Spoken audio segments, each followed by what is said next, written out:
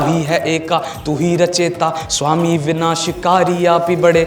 स्वांग रचे जो कभी मचलता मन नादान, समझ मन माफ कर दिए। ध्यान बटे जो कभी विफलता, पर वरदान में पथ मेरा साफ कर दिए। भोड़ा मेरे भोड़ा भकड़ बम बम बम बम बम बम बम बम लहरी। नमस्कारम। महाशिवरात्रि की आपको ढेर सारी शुभकामनाएं। और आज जो हमारे साथ मेहमान खड़े हैं इन्हें आप जानते ही होंगे, पैराडॉक्स हैं और बहुत बढ़िया गाते हैं, बढ़िया रैप सॉन्ग करते हैं और इनको तो आप सब जानते ही होंगे। कैसे हैं पैरा भाई आप? बहुत बढ़िया, आप कैसे हैं? मैं भी बढ़िया हूँ। तो जो इनके चाहने वाले हैं इन्हें पैरा भाई के नाम से भी जानते हैं। असल में आपने देखा होगा और तब से जो इनकी पहचान बनी, पूछिए मत। और भगवान भोलेनाथ का आशीर्वाद भी है। आपको बता दें कि पैरा भाई की जो पहचान है ना, ये इनकी आवाज़ है। तो पैरा भाई हम चाहते हैं कि सबसे पहले वही पहचान जो है हम उससे रूबरू कराएं अपने कैमरे के माध्यम से। अच्छा, हाँ। तो कुछ सुनना चाहते हैं आप? जी। बम बम बम सुना देता हूँ। वही, आपने वही, सुना होगा। हाँ जी। जी, मैं सुना देता हूँ, एक सेकेंड। मैं भी अपना चप्पल लगा दूं क्योंकि भगवान भोलेनाथ का भजन है तो जी। नहीं, वो तो मैं गाता हूँ तो बस गाने के लिए उस टाइम पे करता हूँ। हाँ जी। मैं आपको कुछ आगे की पंक्ति सुनाता हूँ। तो वो इस प्रकार है कि ईर्ष्या माया छल कपट आदि भस्म राख कर सब तन जला दी। चरण शरण में भगत सुभोला मेरे मन में वास कर। बना दे भला भी कदापि अहंकार ना, हावी पड़े प्रतापी भरम मन ना। हानि करे तू ही है एका, तू ही रचेता, स्वामी विनाशकारी आप ही बड़े। स्वांग रचे जो कभी मचलता मन नादान, समझ मन माफ कर दिए। ध्यान बटे जो कभी विफलता, पर वरदान में पथ मेरा साफ कर दिए। भोड़ा मेरे भोड़ा बकड़ बम बम बम बम बम बम बम बम लहरी। बकड़ बम बम बम बम बम बम लहरी। हर हर महादेव। ये जब हम सुनते हैं हाँ जी, ताकि थोड़ा वो कोई कर बात लेते नहीं। हैं। हाँ जी, बताइए बताइए। तो जब हम ये सुनते हैं गाना तो हाँ। हमारे अंदर एक अलग ही ऊर्जा का संचार होता है। मतलब हम एकदम पूरा भक्ति भाव से भर जाते हैं और पूरा हमारा जो रोम है हाँ जी। वो भगवान भोले की भक्ति में है, झूमने लग जाता है। जब आप ये गाना गाते हैं तो कैसी फीलिंग होती है? बहुत ही मतलब एक अब इस तरीके से हो गया है ये गाना मेरे लिए कि अब मतलब ऐसा जैसे बाकी गाने गाता हूँ तो मेरे को ऐसे मेरे को ध्यान रहता है, मैं उस स्टेट ऑफ माइंड में चला जाता हूँ जब मैंने वो गाने लिखे थे। और जिस स्टेट ऑफ माइंड में मैंने लिखे थे, जिस माहौल में और जिस एक मेंटल स्टेट में, एक होता है ना कि एक आपका स्टेट ऑफ माइंड होता है। आप पर्टिकुलरली कोई चीज़ कर रहे हो, अभी हमारा स्टेट ऑफ माइंड कुछ अलग होगा पर आप कुछ और काम कर रहे होंगे तो कुछ और होगा। तो मैं वैसे तो चला जाता हूँ जब मोस्टली मैं अपने गाने गाता हूँ, पर ये गाना ऐसा है कि जिसमें मेरे को ऐसे कोई मेमोरी नहीं है, कुछ याद नहीं है कि मतलब मैं किस स्टेट ऑफ माइंड में था, क्योंकि वो एक बहुत ही अलग पॉजिटिव चीज़ थी कि मेरे को ऐसा लगता है कि बस उन्होंने ही बनवाया ये गाना मेरे से। भगवान भोलेनाथ आपकी लेखनी में आ गए थे। हाँ, और मैंने आपका इंटरव्यू किया कि एक रात में आपने ये गाना लिखा है। हाँ, वो गाना कंप्लीट एक रात में हुआ है। मतलब एक रात पहले जो परफॉर्मेंस करी मैंने, तो वो सेकेंड हाफ उसका पूरा कंप्लीट नहीं था, तो वो मैंने एक रात पहले कंप्लीट करा है। बाकी प्रोसेस चालू कर दिया था थोड़ा पहले बनाने का, क्योंकि एक हफ्ता मिलता है बीच में, हर एपिसोड के बीच में, तो वो एक हफ्ते में प्रोसेस चालू कर दिया था गाना बनाने का। बट वो कंप्लीट एक रात पहले हुआ क्योंकि काफ़ी सारी चीज़ें चल रही थी। मैं सोच रहा था कि ऐसे नहीं ऐसे लिखता हूँ, ऐसे नहीं ऐसे लिखता हूँ, फिर लास्ट में फाइनली जाके मैंने सोचा कि मैं बस उन पे छोड़ देता हूँ। भी आपने गाया भी आपने, ऐसे करके अपने आप ही वो चीज़ अंदर से आए और दिल से आए तो ज़्यादा बेहतर है। देखिए ना, भगवान भोलेनाथ की कृपा कितनी है इनके ऊपर कि जब ये गाना इन्होंने असल में गाया तो उस समय जो जजेस थे उन्होंने पूरे नंबर नहीं दिए थे, लेकिन ये गाना इतना वायरल हुआ कि लोगों ने भर के नंबर दे दिए। आशीर्वाद भोलेनाथ ने दिया, लोगों ने प्यार दिया। हाँ जी, ऐसा था ना? हाँ जी, हाँ जी, बहुत ज़्यादा। मतलब देखो, वो तो क्या है ना, मेरा ऐसा मानना है क्योंकि काफ़ी सारे लोग मेरे मतलब जो मतलब मेरे से थोड़ा प्रेम भाव रखते हैं, तो वो यही इस चीज़ पे काफ़ी विवाद करते हैं कि भाई नंबर अच्छे नहीं मिले थे, इतना अच्छा तो गाना था, ये था। मैं काफ़ी कमेंट्स वगैरह भी पढ़ता हूँ। तो मेरा ऐसा मानना है कि वो एक कॉम्पिटिटिव शो था, वो एक कंपटीशन शो था जहाँ पे मायने रखती थी उनके हिसाब से वो चीज़ें, वो टेक्निकल चीज़ें कि एक रैप बनाने के लिए और एक गाना बनाने के लिए क्या टेक्निकल चीज़ें हमें ध्यान रखनी चाहिए, वो उसके बिहाफ पे नंबर देते थे। पर बात रही लोगों को, मतलब लोगों को काफ़ी पसंद आया, काफ़ी उन्होंने इस चीज़ को मतलब इस चीज़ के साथ काफ़ी मतलब एंजॉय किया और उन्होंने अपना बनाया इस गाने को। और बहुत ही मतलब जब मैं अपने मेरे को मालूम है, जब मैं शोज़ पे स्टेज पे खड़ा होकर जब ये गाना बजता है और जब मेरे को परफॉर्म करने का मौका मिलता है ये सॉन्ग, और मैं देखता हूँ कि कैसे एक एक करके सबके इमोशंस चेंज हो जाते हैं, कैसे सब एकदम मगन हो जाते हैं, खुश हो जाते हैं, नाचने लगते हैं। कोई नाचता है, कोई झूमता है और कई लोगों में तो रोते हुए देखा है। हाँ। वगैरह बम बम बज रहा है, आंखों से आंसू जो है छलक तो रहे वो हैं। बहुत बहुत एक मैजिकल चीज़ है मेरे लिए। और बहुत ही ज़्यादा मतलब ऐसा सीन है कि मैं एक्सपेक्ट नहीं कर सकता या फिर मैं एक्सप्लेन नहीं कर सकता वो चीज़, वो भाव कि वो कैसा फील होता है। हाँ। प्यारा भाई, आप जो है कई लोग आपको पसंद करते हैं, चाहते हैं। हाँ जी। बहुत सारे फ़ैन हैं आपके, खूब सारी फ़ैन फॉलोइंग है। लेकिन प्यारा भाई भगवान भोलेनाथ के अलावा किसके फ़ैन हैं? कौन सा सिंगर आपको बहुत पसंद है?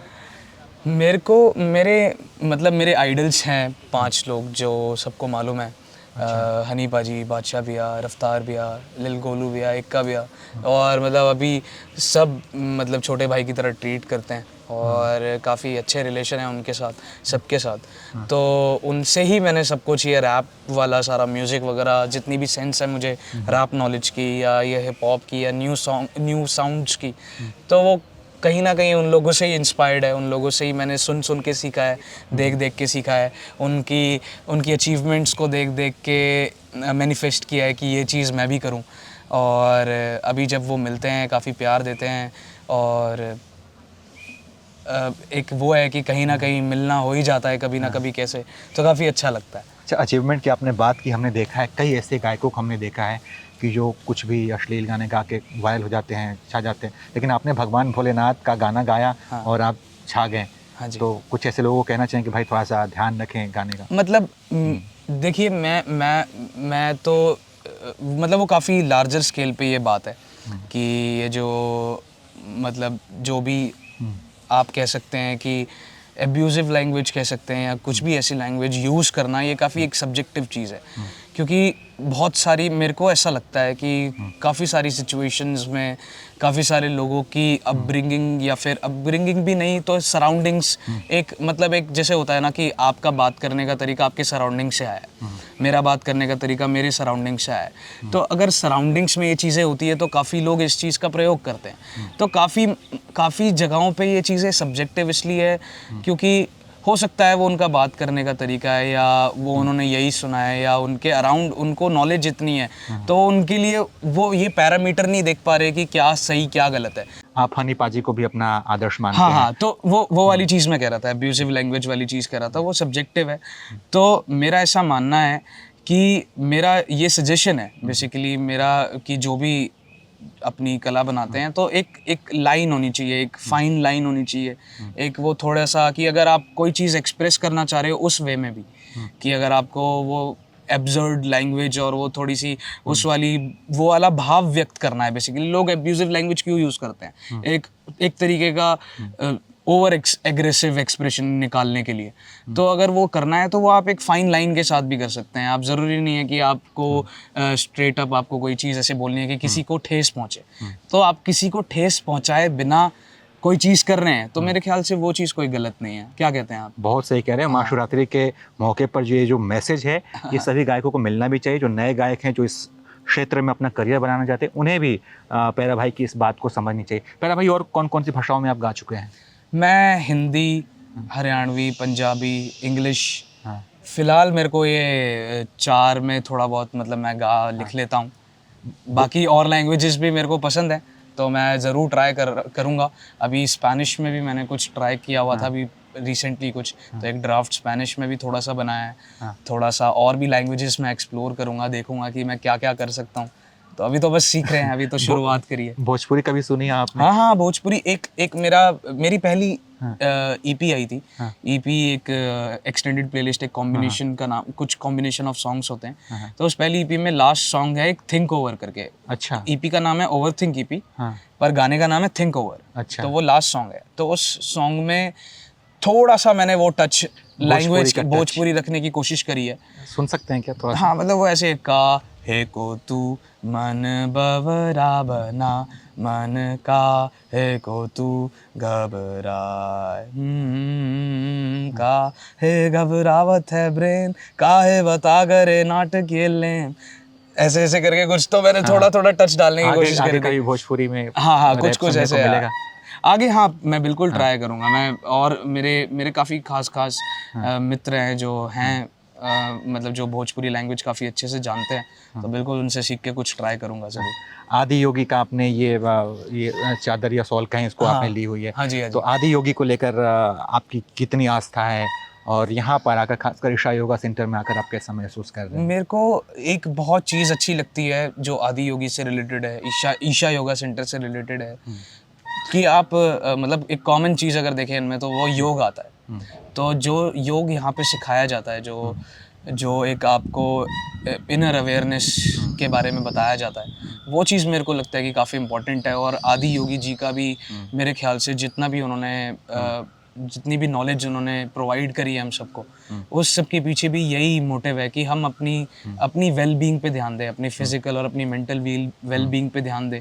और मतलब मेरे ख्याल से यही हमें थोड़ा सा इस चीज़ को भी देख के हम अपने आप के साथ अच्छी चीज़ें कर सकते हैं, मेरे को ऐसा लगता है। मैं आपको बताऊं कि पैरा भाई अपने माता पिता से भी बहुत प्रेम करते हैं। बचपन में ये सुनाते हैं, एक मैंने एक इंटरव्यू देखा था, माता पिता ने इनको साइकिल गिफ्ट की और इन्होंने पिताजी को जो है एकदम बढ़िया गाड़ी इन्होंने गिफ्ट जिन्हें की। उनकी ब्लेसिंग्स से ही सब पॉसिबल हो पाया, उनके सपोर्ट। खासकर आपकी माँ जो कि बहुत डिवोटी हैं और बहुत बिल्कुल करती हैं। बिल्कुल। और मतलब मेरे मम्मी पापा ने बहुत सपोर्ट करा है, बहुत ही ज़्यादा उन्होंने अपने सेक्रीफाइसेस भी बहुत करे हैं। और मैंने देखा है कि कैसे हर जगह पे उन्होंने मतलब एक तरीके से मेरे को उन्होंने कहीं पे भी सप्रेस नहीं करा, कहीं पे भी उन्होंने मेरे साथ कुछ किसी चीज़ को लेके मेरे को कॉम्प्रोमाइज़ नहीं करने दिया, और उन्होंने सारी चीज़ें देखी, अपने हिसाब से करी। तो एक टाइम पे जब मुझे ऐसा रियलाइज़ हुआ कि मेरा फ़र्ज़ बनता है कि मेरे को पे बैक करना चाहिए। वैसे तो मैं कभी पे बैक नहीं कर सकता हूँ, पर फिर भी कि थोड़ा बहुत जितना भी मैं कर सकूँ, जितना भी मैं काबिल बन सकूँ और उनको प्राउड फील करा सकूँ, तो उसके लिए बस कर रहा हूँ सारी चीज़ें। तो पैरा भाई के साथ बातचीत का हम समापन करते हैं, लेकिन जाते जाते एक गाना हम सुनना चाहेंगे, और पैराडॉक्स भाई को मैं अब सीधे इनको ओवर टू यू, एक गाना सुना दीजिए कौन सा गाना सुनेंगे आप जो चाहें, जो आपको लगे कि सुनाना चाहिए, थोड़ा खुल के एकदम माहौल बना दीजिए। खुल के सुनाया मैंने आपको अभी हाँ, एक गाना। हाँ। और गाना क्या सुनाया आपको बताइए? रुको मैं आपको वो अभी जो नया सलीम सर के साथ आया है वो मैं उसकी कुछ 4 पंक्तियां सुना देता हूँ। तो वो कुछ इस प्रकार है कि शशि शेखर शिव शंकर शिति कंठ दिगंबर हरिहर हर परमेश्वर भोले भोले भोले भोले पंचवक्त्र विश्वेश्वर वीरभद्र मृत्युंजय हरिहर हर महादेव भोले भोले भोले भोले। आज आपको पूरा सुनने को मिलेगा ये महाशिवरात्रि। ठीक है, तो आप सभी को महाशिवरात्रि की ढेर सारी शुभकामनाएं, हर हर और महादेव। जैसे भगवान भोलेनाथ का आशीर्वाद पैरा भाई पे बना, वैसे मुझ पर भी बरसे, सभी पर बरसे, ऐसी मेरी कामना है। हाँ जी, जय हो। हर हर महादेव।